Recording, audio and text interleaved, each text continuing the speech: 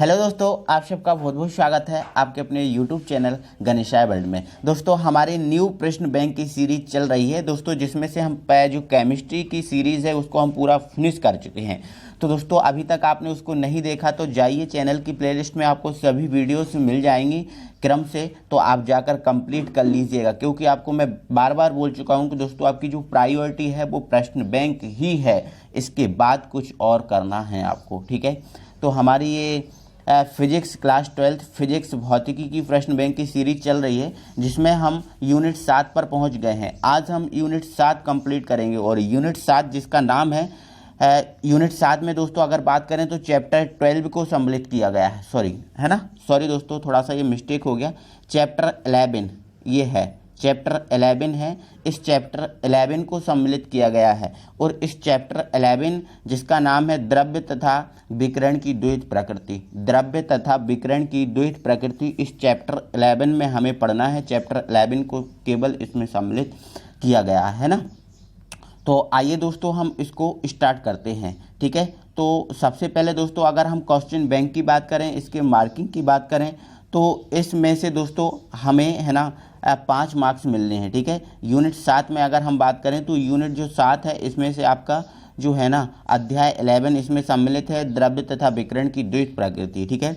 और इस यूनिट में से हमें 5 नंबर मिलने हैं, ठीक है। और वो 5 नंबर मिलेंगे कैसे, तो हमें 2 एक वाक्य वाले आंसर मिलेंगे, क्वेश्चन आपको करने होंगे 2, मतलब एक वाक्य वाले आएंगे क्वेश्चन, एक इसमें से सही जोड़ी आएगी फाइनल एग्जाम में, और एक अति लघु उत्तरीय प्रश्न मतलब 2 नंबर का एक क्वेश्चन इसमें से आएगा। तो इस टाइप से आपके 2, 3 और 2, 5, इस टाइप के आपके 5 नंबर ये कंप्लीट हो जाते हैं, ठीक है। तो आइए दोस्तों, हम इनको स्टार्ट करते हैं, एक करके समझते हैं, ठीक है। तो दोस्तों, हमारा पहला क्वेश्चन है, एक वाक्य में आंसर दीजिए। तो एक वाक्य में आंसर में हमारा पहला क्वेश्चन है कि धातु की सतह से इलेक्ट्रॉन उत्सर्जन के लिए, मतलब किसी धातु है, कोई भी धातु है, उस धातु की सतह से हमें इलेक्ट्रॉन उत्सर्जन करना है, तो उसे कितनी न्यूनतम ऊर्जा देनी पड़ेगी, ठीक है। तो धातु की सतह से इलेक्ट्रॉन उत्सर्जन के लिए आवश्यक न्यूनतम ऊर्जा को क्या कहते हैं, तो आवश्यक न्यूनतम ऊर्जा को मेरे भाई हम क्या कहते हैं, कार्यफलन कहते हैं, ठीक है। तो ये हमारा आंसर इसका हो जाएगा कार्यफलन, कार्यफलन ये हमारा आंसर हो जाएगा, ठीक है। तो धातु सतह से इलेक्ट्रॉन उत्सर्जन के लिए आवश्यक न्यूनतम ऊर्जा को कार्यफलन कहते हैं, ठीक है। तो ध्यान रखना, ये हमारा कार्यफलन हो जाएगा पहले में। नेक्स्ट है, एक इलेक्ट्रॉन वोल्ट को जूल में व्यक्त कीजिए, मतलब जो आपका इलेक्ट्रॉन वोल्ट है, इस इलेक्ट्रॉन वोल्ट को आपको जूल में व्यक्त करना है, ठीक है। तो आपको बता दे रहा हूँ दोस्तों, एक electron volt is equal to होता है 1.6 इंटू 10⁻19 है ना जूल, ठीक है। तो ये होता है एक इलेक्ट्रॉन वोल्ट बराबर कितना होता है, 1.6 इंटू 10⁻19 जूल, ये है, ठीक है। तो यहाँ से आपको एक इलेक्ट्रॉन बराबर ये चीज़ लिख देनी है, ठीक है। नेक्स्ट है, किसी फोटोन से संबंधित डी ब्रोगली तरंगदैर्घ्य बताइए, मतलब किसी भी फोटोन से संबंधित डी ब्रोगली तरंगदैर्घ्य क्या होता है। तो दोस्तों, किसी भी फोटोन से संबंधित जो डी ब्रोगली तरंगदैर्घ्य होता है वो h/p होता है। क्या होता है, h/p, ठीक है। ये h/p ये इस टाइप का होता है, ठीक है। ये लैम्डा बराबर होता है, ठीक है। तो किसी फोटोन से संबंधित डी ब्रोगली तरंगदैर्घ्य क्या होता है, लैम्डा बराबर h/p ये होता है, ठीक है। चलो नेक्स्ट हम बात करें फोर्थ वाले की।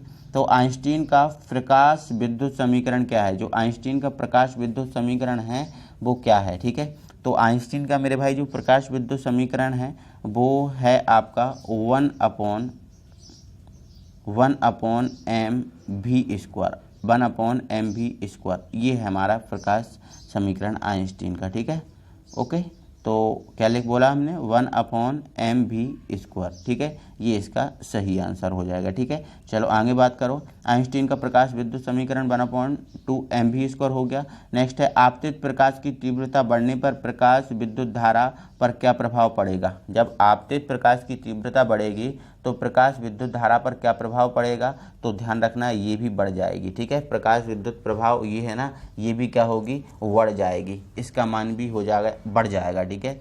तो इतना आपको याद रखना है। और दोस्तों, एक थोड़ा सा इसमें और मैं बता दे रहा हूँ कि आइंस्टीन का प्रकाश विद्युत समीकरण क्या है। तो अगर हम पूरी बात करें तो आइंस्टीन के प्रकाश विद्युत समीकरण में क्या होता है, 1/2 mv² बराबर H new minus H new 0 ये होता है। ठीक है, तो 1/2 mv² बराबर H new minus H new 0 ये पूरी इसकी वैल्यू होती है। ठीक है, तो ये आपका जो 0 है ना, ये आपका 0 नीचे भी आप लगा सकते हो, तो ये आपको फाइनल हो जाएगा। कोई इसमें फिर कोई शक नहीं रहेगा कि हमारा गलत हो सकता है। ठीक है, ये पूरा लिख दोगे। ठीक है, तो अब हमारा ये अगला क्वेश्चन है कि आपतित प्रकाश की तीव्रता बढ़ने पर प्रकाश विद्युत धारा पर क्या प्रभाव पड़ेगा, तो ये बढ़ जाएगा। ठीक है, नेक्स्ट हमारा 6 वाला है, आपतित प्रकाश की आवृत्ति बढ़ने पर प्रकाश विद्युत धारा पर क्या प्रभाव पड़ेगा। ठीक है, तो देखो आवृत्ति का कोई प्रभाव नहीं पड़ेगा, आवृत्ति बढ़े या घटे उससे कोई प्रभाव नहीं पड़ेगा। ठीक है, तो यहाँ पर आप लिख देना कोई प्रभाव नहीं, कोई प्रभाव नहीं। ठीक है, कोई प्रभाव नहीं, ये वाला हो जाएगा। ठीक है, तो हमारा 6 हो गए हैं। इसके बाद हम आगे पहुँचते हैं, हमारा 7वां है और हमारा 7वां क्वेश्चन है आपतित प्रकाश की आवृत्ति बढ़ने पर उत्सर्जित इलेक्ट्रॉन की गतिज ऊर्जा पर। अब ये पूछ रहा है गतिज ऊर्जा पर क्या प्रभाव पड़ेगा। ठीक है, तो मेरे भाई जब आवृत्ति बढ़ेगी तो गतिज ऊर्जा भी क्या होगी, बढ़ जाएगी। ठीक है, तो ध्यान रखना कि गतिज ऊर्जा बढ़ जाती है, ये लिख देना। ठीक है, फोटोन किसे कहते हैं। ठीक है, फोटोन किसे कहते हैं। ठीक है, तो आप इसमें लिख देना ऊर्जा के छोटे छोटे पैकेट।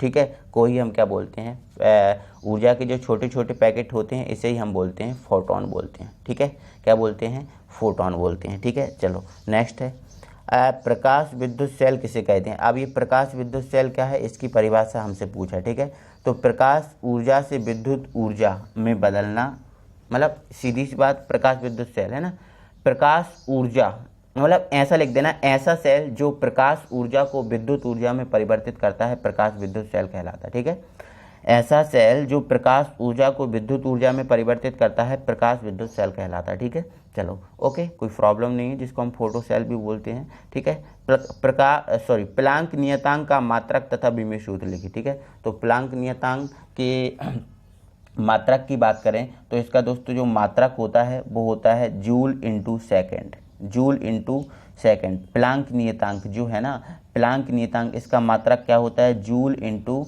सेकेंड। ठीक है, ओके, अब प्लांक नियतांक का ये मात्रक हो गया है। ठीक है, अब इसके बाद इसका विमेय सूत्र की बात करें तो विमेय सूत्र होता है ml² T-1, ml² T-1। ठीक है, ये प्लांक नियतांक का क्या होता है, विमेय सूत्र होता है। ठीक है, तो ये हमारा विमेय सूत्र हो गया और ये हमारा मात्रक हो गया। ठीक है, चलो नेक्स्ट हम आगे पहुंचते हैं। हमारा अगला है प्लांक नियतांक। आगे है हमारा प्लांक नियतांक। केवल यहाँ पर एक कुछ मात्रक दिए हैं, केवल आपको इसका आंसर देना। ठीक है, तो प्लांक नियतांक का अभ्याल तो मात्रक निकला जूल इंटू सेकेंड। ठीक है, चलो तो ये हमारा पहला हो जाएगा। ठीक है, नेक्स्ट है दहली आवृत्ति। ठीक है, तो दहली आवृत्ति क्या है, तो दहली आवृत्ति का मात्रक क्या हो जाएगा। ठीक है, तो आपको ये बताना है, तो दहली आवृत्ति है ना, तो आवृत्ति का मात्रक तो हर्ट्ज होता है, तो ये हमारा हो जाएगा हर्ट्ज, ये सेकंड पॉइंट हो जाएगा। ठीक है, थर्ड है कार्यफलन। अब केवल कार्यफलन की बात की है, केवल है ना कार्य की, तो कार्य का मात्रक लगभग जूल ही होता है।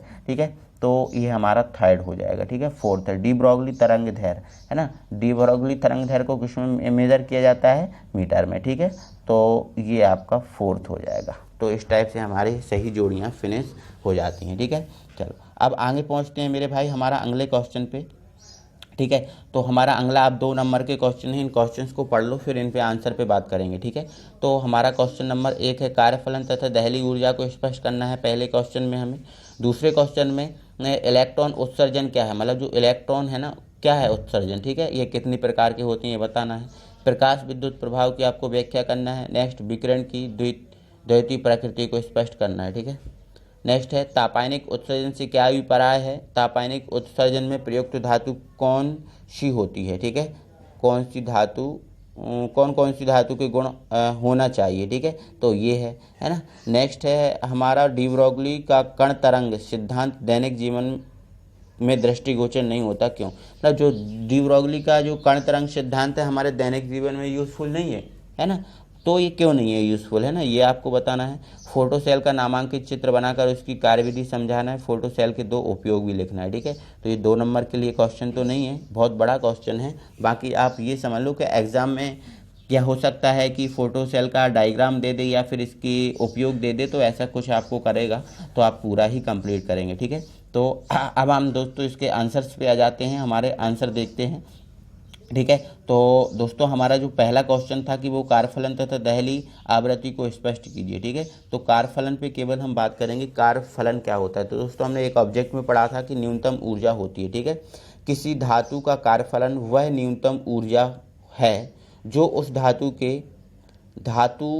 से मुक्त इलेक्ट्रॉन को बाहर धातु तक ले जाने, या फिर ऐसा कह दो किसी धातु का कारफलन वह न्यूनतम ऊर्जा है जो उस धातु के भीतर से मुक्त इलेक्ट्रॉन को बाहर धातु तक लाने के लिए आवश्यक होती है। ठीक है, तो न्यूनतम ऊर्जा है, और कौन सी न्यूनतम ऊर्जा है, जो किसी धातु के अंदर से बाहर तक इलेक्ट्रॉन लाने के लिए आवश्यक होती है। ठीक है, तो ये भीतर और बाहर थोड़ा अजीब टाइप का लग रहा है, तो अंदर कर देना है इसको। ठीक है, अंदर से बाहर तक लाने के लिए आवश्यक होती है, तो ये इसकी परिभाषा हो जाएगी कारफलन की। ठीक है, चलो अब हमारी परिभाषा दहली ऊर्जा की। ठीक है, दहली आवृत्ति की, सॉरी, है ना, तो ये दहली आवृत्ति की परिभाषा थोड़ा सा छोटा करके दिखाएंगे। ठीक है, तो दहली आवृत्ति वह न्यूनतम आवृत्ति, देखो अब देखो कारफलन एक न्यूनतम ऊर्जा थी, कारफलन क्या थी, ऊर्जा।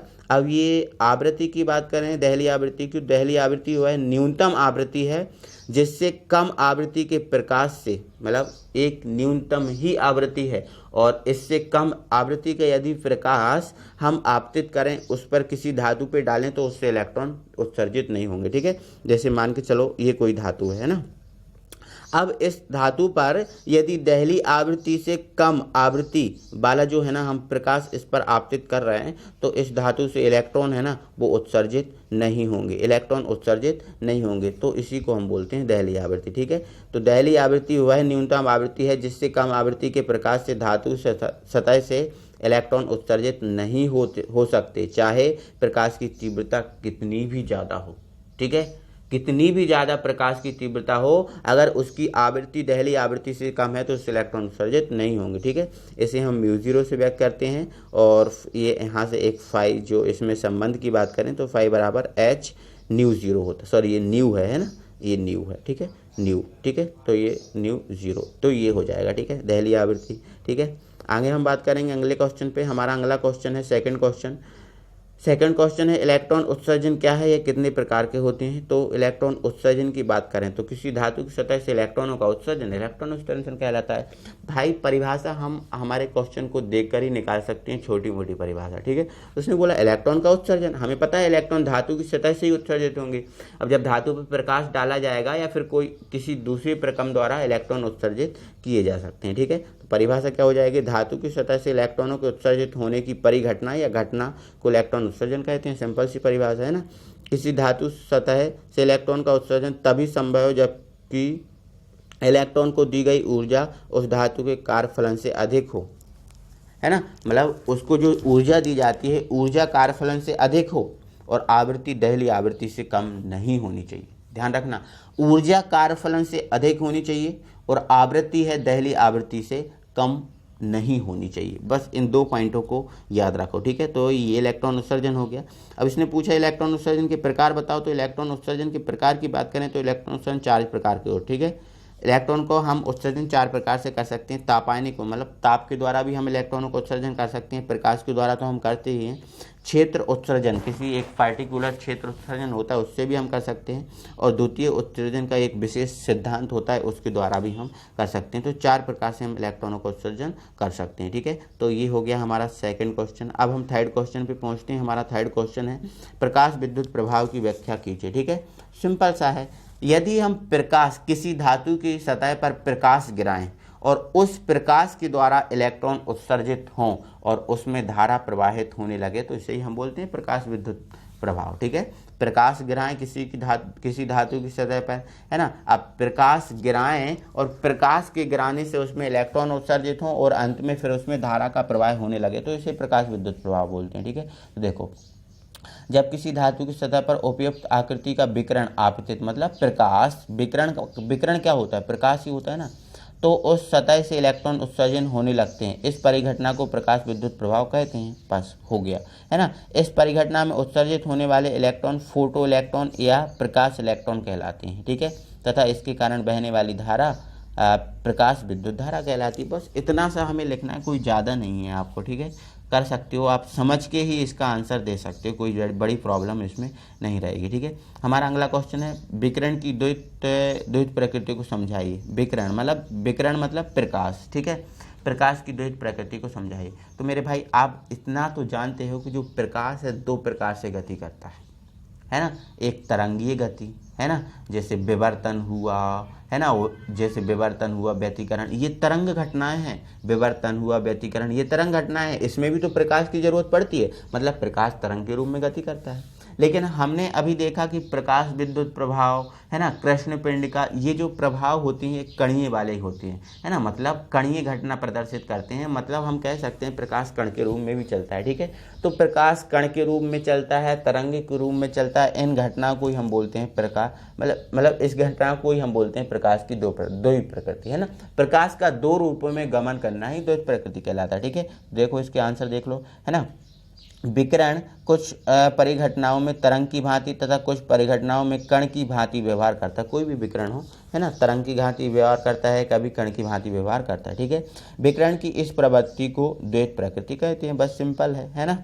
चलो अब या ये दूसरी परिभाषा है, तो दूसरी परिभाषा नहीं लिखना है, हम पहली परिभाषा ही हमें बेस्ट मिल गई है, ठीक है। तो फिर का मतलब भी क्या रहेगा, ठीक है, 2 नंबर का क्वेश्चन आना है, ठीक है। चलो आगे हम बढ़ देते हैं अगले क्वेश्चन पे। हमारा 5th क्वेश्चन है, ठीक है। तापायनिक उत्सर्जन से क्या अभिप्राय है, मतलब जो तापायनिक, देखो हमने उत्सर्जन पढ़े थे 4 प्रकार के, तो इसमें से तापायनिक उत्सर्जन क्या है इसको आपको समझाना है। तापायनिक उत्सर्जन में प्रयुक्त धातु कौन कौन से गुण होने चाहिए, इस उत्सर्जन में जो धातु होती है उसमें कौन कौन से गुण होने चाहिए, ये भी समझाना है आपको, ठीक है। देखो तापायनिक उत्सर्जन को समझ लो आप, ठीक है। देखो तापायनिक उत्सर्जन, किसी धातु तल को गर्म करने पर, मतलब कोई भी धातु है, उस धातु को यदि हम गर्म करें, ठीक है, तो उससे मुक्त इलेक्ट्रॉनों का उत्सर्जन होगा। जैसे मान के चलो कोई धातु है, इस पर हम प्रकाश डालते हैं तो ये धातु गर्म होती है, और धातु गर्म होगी तो उससे इलेक्ट्रॉन उत्सर्जित होंगे, है ना। तो अब हम प्रकाश नहीं डाल रहे हैं, उसको डायरेक्टली क्या है, आगे से उसको गर्म कर रहे हैं, ठीक है। किसी धातु को तल को गर्म करने पर उससे इलेक्ट्रॉन उत्सर्जित होना तापायनिक उत्सर्जन कहलाता है, सिंपल सी परिभाषा, ठीक है। इसमें ऊष्मीय ऊर्जा का विद्युत ऊर्जा में रूपांतरण होता है, मतलब जो ऊष्मा की ऊर्जा होती है वो विद्युत ऊर्जा में रूपांतरण, जैसे हम गर्म करेंगे तो ऊष्मीय ऊर्जा देंगे, है ना, उसमें फिर इलेक्ट्रॉन होंगे, फिर धारा उत्पन्न हो जाएगी, तो ये विद्युत धारा में परिवर्तित हो रही है, ठीक है। उत्सर्जित होने वाले इलेक्ट्रॉन को तापायन कहते हैं। तापायनिक उत्सर्जन के लिए प्रयुक्त धातु में ये गुण होने चाहिए, क्या गुण होने चाहिए, देखो ये गुण है, ठीक है। तो गुण नंबर 1 है ना, धातु का कार्यफलन कम हो ताकि कम ताप पर ही अधिक संख्या में इलेक्ट्रॉन उत्सर्जित, मतलब कार्यफलन कम होना चाहिए, ठीक है। धातु का जो गलनांक है वो अधिक हो, जिससे गर्म करने पर वह पिघल ना सके, ठीक है। गलनांक भी अधिक होना चाहिए, है ना, ताकि ऐसा ना हो कि उसको हम गर्म करें पिघल जाए तो इलेक्ट्रॉन का उत्सर्जन फिर कैसे होगा, ठीक है। तो ये चीज़ इसमें ध्यान रखनी होती है, ठीक है। चलो नेक्स्ट हमारे क्वेश्चन पे पहुंचते हैं दोस्तों। हमारा 6वां क्वेश्चन, डी ब्रोगली कण तरंगदैर्घ्य सिद्धांत दैनिक जीवन में दृष्टिकोण नहीं होता, ये क्या सिस्टम है ये आपको बताना, ठीक है। तो दोस्तों आपका जो डी ब्रोगली समीकरण होता है ये होता है लैम्डा बराबर H/mv, या फिर mv की जगह हम क्या रख देते हैं, p रख देते हैं, ठीक है। तो चलो ये सिस्टम होता है, ठीक है। तो ये हमारा होता है डी ब्रोगली समीकरण। अगर हम केवल m और लैम्डा में बात करें तो लैम्डा इन्वर्सली प्रोपोर्शनल 1/m होगा। अगर हम m और इसमें बात करें लैम्डा में, ठीक है। तो m क्या है मेरे भाई, द्रव्यमान है, m क्या है द्रव्यमान, और लैम्डा क्या है तरंगदैर्घ्य। मतलब यहाँ पर ये व्युत्क्रमानुपात के संबंध है, मतलब एक बढ़ेगा तो दूसरा घटेगा, और एक घटेगा तो दूसरा बढ़ेगा। मतलब यदि तरंगदैर्घ्य बढ़ेगा तो द्रव्यमान घटेगा, और यदि द्रव्यमान बढ़ेगा तो तरंगदैर्घ्य घटेगा, तरंगदैर्घ्य क्या होगा, घटेगा, ठीक है। मतलब ये इसमें संबंध है। तो दैनिक जीवन में द्रव्य का द्रव्यमान अधिक होने से लैम्डा काफ़ी कम होता है ना। लैम्डा की वैल्यू कम हो जाएगी, तरंगदैर्घ्य बहुत कम हो जाएगा, और तरंगदैर्घ्य बहुत कम हो जाएगा तो फिर ये दैनिक जीवन में तो उपयुक्त नहीं है। दैनिक जीवन में हमें अधिक तरंगदैर्घ्य की भी आवश्यकता है, जो आपका ऐसा इसमें नहीं हो पाता, इसमें ऐसा फॉलोइंग नहीं होती है तो ये नहीं है ना। अतः द्रव्य का तरंग सिद्धांत दैनिक जीवन में उपयुक्त नहीं है। बस ये चीज़ आपको इसमें लिखनी है, ठीक है। चलो हमारा अगला क्वेश्चन है 7वां क्वेश्चन। फोटो सेल का नामांकित चित्र बनाकर इसकी कार्यविधि समझाना है और फोटो सेल के 2 उपयोग भी लिखना है, ठीक है। तो फोटो सेल के सिद्धांत की फोटो सेल की बात करें या प्रकाश विद्युत सेल, फोटो सेल ही प्रकाश विद्युत सेल होता है। तो प्रकाश विद्युत सेल में हम क्या पढ़ चुके हैं, प्रकाश ऊर्जा को विद्युत ऊर्जा में बदलना प्रकाश विद्युत सेल कहलाता है, ठीक है। तो अगर प्रकाश विद्युत सेल की बात करें या फोटो सेल, तो प्रकाश विद्युत सेल वह युक्ति है जो प्रकाश ऊर्जा को विद्युत ऊर्जा में परिवर्तित करती है। बट इसने परिभाषा हमसे नहीं पूछा था, ठीक है, हमने बता दिया, कोई प्रॉब्लम नहीं है, ठीक है। अब इसके नामांकित चित्र की अगर बात करते हैं तो ये नामांकित इसका चित्र है, ठीक है, ये इसका डायग्राम है, ठीक है। अब इसमें होता क्या है, तो इस डायग्राम को थोड़ा समझ लो मेरे भाई। इसमें क्या होता है, कांच या क्वार्ट्ज का बना एक बल्ब होता है, जो आपको दिख रहा है ना, ये है ना, ये 1 मिनट है ना, हाँ, तो ये जो आपको दिख रहा है ये कांच या क्वार्ट्ज का बना एक बल्ब है, ये कांच का या क्वार्ट्ज का बना एक बल्ब है, ठीक है। अब हो गया, जिसके अंदर पूर्णता निर्वात, मतलब ये जो आपका जो बल्ब है इसके अंदर पूर्णता निर्वात है। ये भी आपको याद रखना है कि जो आप फोटो सेल में, जो प्रकाश विद्युत सेल में जो बल्ब लेते हो पूर्णता निर्वात होना चाहिए, ठीक है। तो ये क्वार्ट्ज या कांच का ये बल्ब होता है जिसके अंदर पूर्णता निर्वात होता है, ठीक है। अब आगे क्या करते हैं, इस फोटो सेल में एक बेलनाकार प्लेट लेते हैं, है ना, अर्ध बेलनाकार, मतलब आधी बेलनाकार होनी चाहिए, ठीक है। जैसे आधा गोला होता है ना, इसी टाइप की ये अर्ध बेलनाकार एक प्लेट ले ली, ठीक है। और एक हम ले लेते हैं इसमें वायर, ठीक है। तो देखो एक फिर से समझा रहा हूँ, ये अर्ध बेलनाकार प्लेट ले ली और एक हमने ले लिया वायर, ठीक है। तो अर्ध बेलनाकार प्लेट को हमने बनाया कैथोड, क्या बनाया, कैथोड। और जो आपने एक तार लिया है, एक वायर लिया है, उसको हमने क्या बनाया, anode. A for anode, C for cathode, ठीक है ना। तो ये लिया हमने, एक क्वार्ट्ज का एक कांच का एक बल्ब लिया जिसको पूर्णता निर्वात किया, और उसमें हमने क्या, एक अर्ध बेलनाकार प्लेट ली और एक हमने वायर ले लिया, तार ले लिया, इसको हमने एनोड बनाया, इसको हमने कैथोड बनाया, ठीक है। अब आगे हमने क्या किया, इन दोनों वायरों को हमने किसी स्रोत से जोड़ दिया, इन दोनों वायरों को हमने किसी विद्युत स्रोत से जोड़ दिया, ठीक है। अब विद्युत स्रोत से जोड़िए, यहाँ पर हमने क्या लगा दिया, एक विभवांतर लगा दिया। अब विभवांतर इसमें हमने बस लगा दिया है, ठीक है। और यहाँ से ये धारा मापी हमने लगा दिया। अब धारा मापी इसलिए लगा दिया ताकि हम धारा को मेज़र कर सकें, धारा का पता कर सकें कि इसमें धारा कितनी आ रही है, तो ये हमने लगा दिया, ठीक है। तो इस टाइप से हम इसको बना सकते, इतना हमने कंप्लीट कर दिया। अब इसके बाद हम क्या करेंगे, जो आपका कैथोड है, कैथोड यहाँ पर उत्सर्जन का काम करेगा, किसका काम करेगा, उत्सर्जन, ठीक है, उत्सर्जन। अब उत्सर्जन का काम क्यों कर रहा है, क्योंकि ये इलेक्ट्रॉन को उत्सर्जित करेगा। जैसे ही हम इस पे जो प्रकाश डालेंगे तो गर्म होगा, तो इससे क्या होंगे, इलेक्ट्रॉन उत्सर्जन होंगे, ठीक है। क्या होंगे, इलेक्ट्रॉन उत्सर्जन होंगे, इसलिए इलेक्ट्रॉन होंगे उत्सर्जित, इसलिए उत्सर्जन का काम करेगा, ठीक है।